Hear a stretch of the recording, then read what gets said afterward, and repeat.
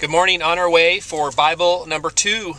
We're really excited about it. This one is actually going to a guy sending it to Washington, D.C., but he is going to forward it to his brother who is in the war. And I'm assuming he's in Afghanistan. I don't know that we can still consider Iraq the war, but really excited to send this, our number 2 Bible.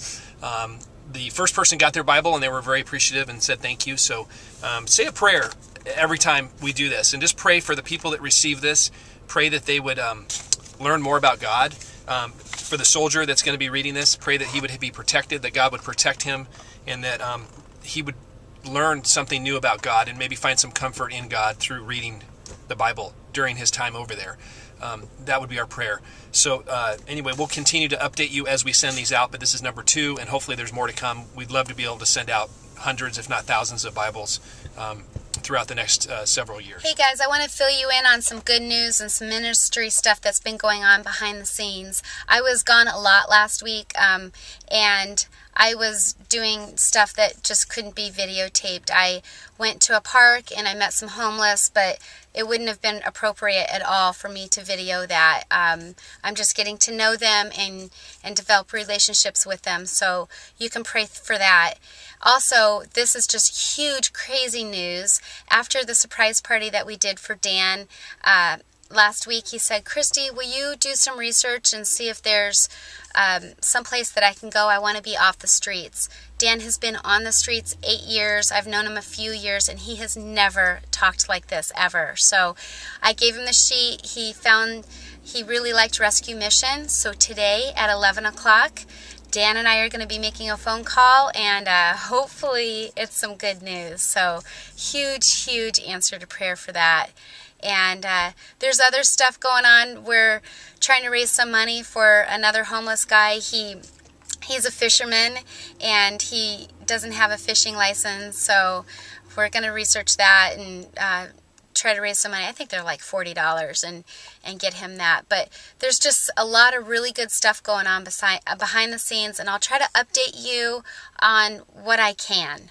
Thanks, guys, for your prayers. Hi, Dan. Hi, Chrissy. How you doing? Good. So what did we just do just now? Oh, we are on our way to the rescue mission to see whether or not I can get off the streets. Yay! This is so exciting.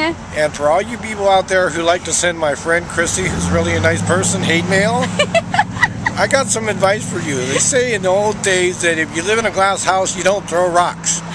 And it also says that when Jesus came up and they were going to stone that prostitute, he said, "Any one of you without sin, cast the first stone." So have a nice day. Dan, you're the best.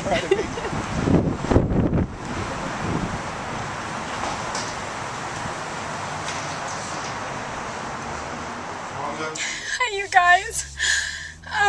I'm having a little moment right here.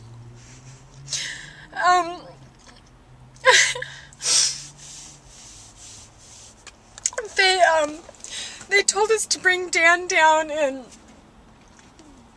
that they would see what they could do, and it kind of sounded like they were going to interview him and then just tell him that there's nothing they could do for him, but they ended up taking him. They said, "Come on, let's go." And so he's here at Rescue Mission until Friday. So you guys, this is such a huge step and such an answer to prayer. And I just want you guys to know, don't ever give up on anybody who seems lost, like lost cause, because God does change people's hearts. And this is a huge, huge thing. So I'm sorry I'm crying. I'm really excited. So here's the rescue mission. And the cool thing is that it's Christ-based, and they have to go to chapel and do all that. But and then they give them jobs. They all have jobs they have to do. So this is way cool, you guys.